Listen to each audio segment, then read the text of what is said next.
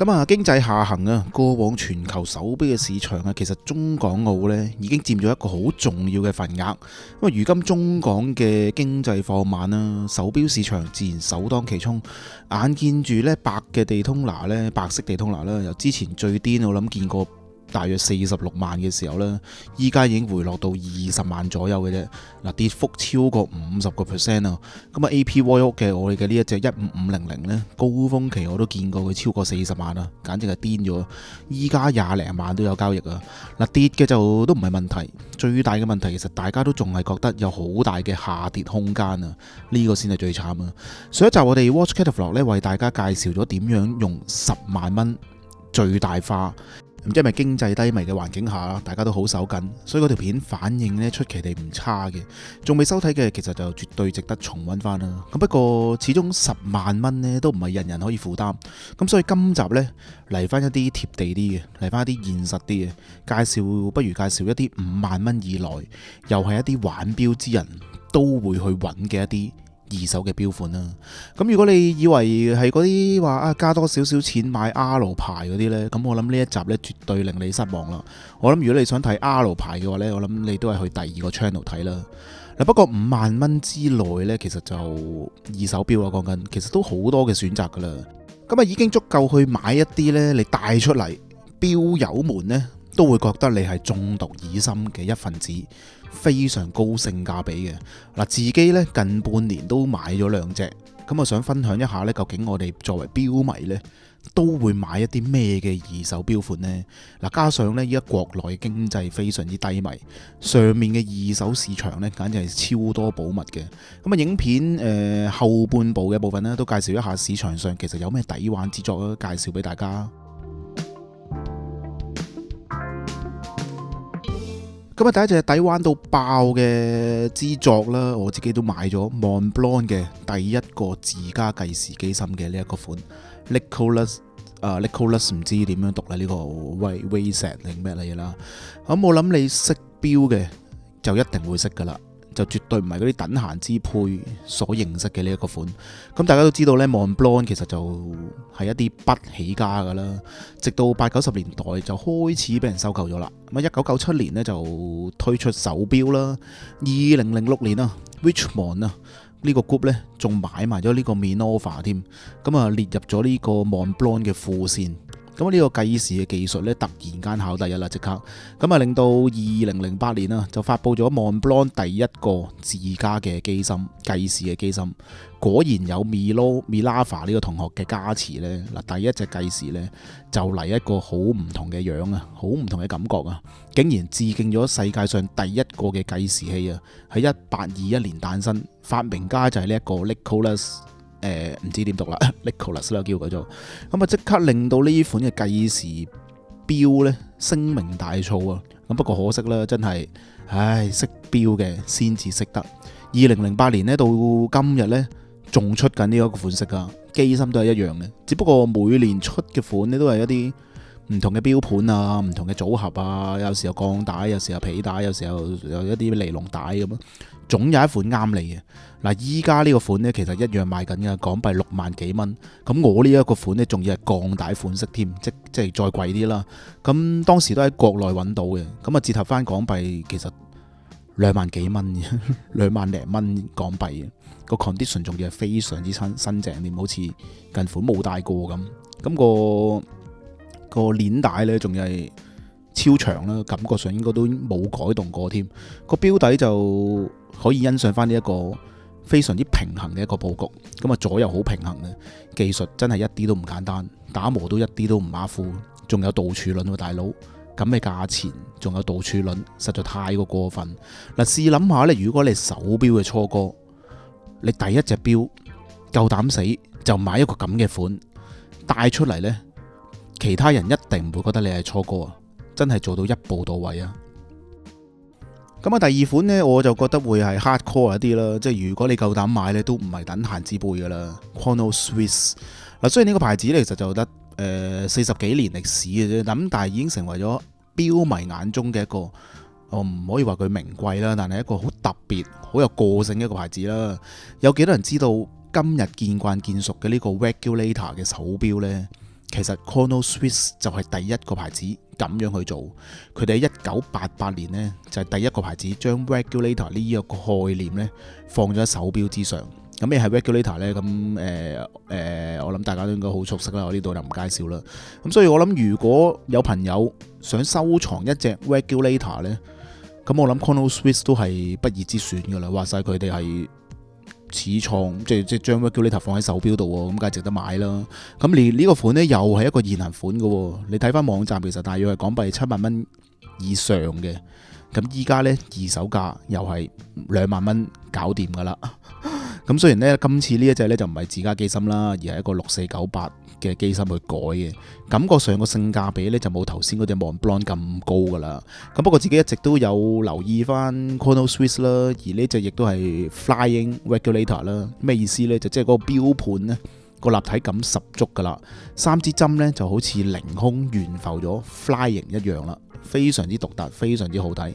同樣道理，如果你係初哥，有限嘅預算，你夠膽死攞2萬蚊買呢一隻錶嘅話呢，我諗你即刻呢俾人覺得你對手錶呢係有非常之認識咁嘅樣嘅。咁啱啱嘅以上嘅2隻都係我買完 Breaky 嘅時候啦，Breaky 大約應該係上年5月嗰陣時買嘅。買完之後呢，就同自己講，唔好亂買錶啦，買完隻 Breaky 應該都停一停。咁但係咁當然又係忍唔住手，又買咗啦呢2隻錶，因為實在太毒啦，咁嘅價錢。咁啊，之後介紹嘅我諗都更加之毒，因為一樣呢，包保可以令到大家呢即時變到好似好識得手錶咁樣。咁跟住落嚟嘅呢一隻呢，我都自問呢，我都一定會出事噶啦。咁啊，好彩呢，老婆係唔係好睇我個 channel 嘅啫，所以佢應該就唔知道嘅。不過我諗佢都應該放棄咗啦，佢都深信我諗只要你唔係買到傾家蕩產呢，佢都唔係點理噶啦。好，嚟啦，嚟啲更加好玩嘅，又係 GO Glasuti Original。二手呢，好多都好抵玩嘅，咁當中我誠意推介嘅呢一隻呢，咁啊上集啦，嗱10萬蚊嗰集就介紹咗一啲啦，咁啊當然價錢又比較貴，咁啊今次介紹嘅呢一隻呢，超級抵玩 Panel Inverse， 經典嘅德國偏心嘅錶盤，仲將個機芯反轉咗過嚟，令到你正面呢都欣賞到經典嘅德國鵝頸微調，雙鵝頸微調應該係話手動上鏈啊！嗱，雖然咧玩德國錶咧，好多人都會玩呢個德國嘅啲大日期啦。咁老實講，我就自己唔係好中意個日期。咁啱呢款呢，亦都係 GO 少見冇日期嘅。咁另外呢一隻值得買嘅地方呢，就係呢 GO 呢要去到一啲好貴嘅機芯呢，先至有呢個德國嘅精髓黃金套筒啊！咁唔知黃金套筒嘅朋友可能自己去 search 一下咩係黃金套筒啦。咁但係竟然呢一隻呢，又唔係一啲超級貴嘅型號呢，竟然有5個黃金套筒俾你。前邊嗱，你見到前邊呢度有2粒，後邊仲有3粒添。我形容簡直係賣大包啊！嗱，正價呢隻錶呢，其實講緊係港幣啊，現行款嚟嘅呢一隻都係依家賣得噶 ，website 都有噶。嗱，正價其實係講緊9萬幾蚊港幣嘅。咁依家坊間嘅二手價呢，只係介乎3萬至到4萬之間啦。咁啊，貴過4萬我都覺得唔值得噶啦。咁如果你又係啦，你係新手，你得3萬蚊嘅預算，直接買呢一隻啦，夠膽死，包保你就算你乜都唔識，帶住呢隻 GO 參加呢個聚會呢，都會有一種俾錶友好仰慕嘅眼光去問你啊，可唔可以攞你隻錶嚟睇一睇啊，觀賞一下啦。嗱，試問你攞3萬蚊去買一啲 R 牌或者佢細佬 T 字牌，你覺得會有呢個光環咩？咁梗係冇啦，嗰啲牌子咪同普通錶一樣，邊有人會得閒攞嚟睇啊？咁所以呢，如果呢我夠膽死入埋呢一隻呢，我真係覺得自己可以收山一陣子噶啦，唔好再買錶住啦。不再介紹多一隻啦。嗱，啱啱亦都同錶友交談嘅時候發現咗，都值得介紹俾錶迷 JD 啊，嗱 Jacquard 又係真係終極識錶嘅先會識。嗱，雖然上次嗰條片10萬嗰條片呢，其實都有介紹過 JD， 咁啊希望大家唔好覺得我有重複啦，因為實在呢個價錢太過震撼啦，我都冇諗過原來可以咁平。同錶友交流啦，咁大家都講喂 JD 其實絕對值得收藏啊。嗱，咁啱又 search 一下二手價，喂2萬蚊左右就有啲人仔大佬，即係嗱2萬蚊嘅人仔都買到 JD 一啲好基本嘅斯文款啦，經典嘅一啲斯文款。咁原價呢啲款可能都大約係7萬零蚊至到10萬蚊不等啦。咁而家2萬蚊買到咯，真係太過過分。咁大家可能有所不知呢，其實 JD 都已經慢慢淡出緊呢個民用嘅市場啦。咁我覺得佢哋好多款都已經唔再生產噶啦，都停產噶啦。咁呢啲款其實有歷史、有故事。喂，自家嘅自動機芯，有打磨，2萬蚊左右呢個價錢，仲想點啊？嗱，又係如果師兄新手嘅話，第一隻你夠薑入呢一隻呢，我真係話你型，真係男子漢啊！老實講，2萬零蚊買隻錶啫，又唔係輸身家，何必咁在意呢2萬蚊嘅一個 resale value 呢？正如我成日都唔係好明，啲人中意去買新車，買 Mercedes， 買 BMW。閒閒地40萬起跳啦，又咁捨得噶，用咗幾年，可能成架車價錢一半都冇咗啦，嗰度都講緊10幾20萬啦，咁嗰度都唔少錢啦。咁相反我調翻轉，我買車又好唔捨得，識我嘅話呢，都係揸住一架好舊嘅二手車，仲要日本車添，成架車買翻嚟都係2萬零蚊，真係衰啲講句 total loss 都唔會肉痛嘅嗰一隻，咁都已經用咗2年啦，咁我諗慳到嘅錢都可以買到好多好多嘅錶咯。咁上一集都提過啦。嗱，雖然大家都可能會 challenge 出，喂，你呢啲錶 resale value 咁差，咁你梗係可以用咁嘅價錢買到啦。咁但係你又諗，你已經用最差嘅價錢去買入一隻二手錶，例如嗰隻 Montblanc 咁，2萬零蚊入手，戴咗幾年，我諗一樣2萬蚊放咗，應該都唔係咁難啩。有啲時候可能佢仲有機會有少少嘅日價添，何樂而不為呢？好啦，咁影片就嚟到呢一度先。咁啊，以上就係從一個交咗好多學費嘅我呢分享嘅一啲少少嘅心得啫，真係純粹一啲心得啫。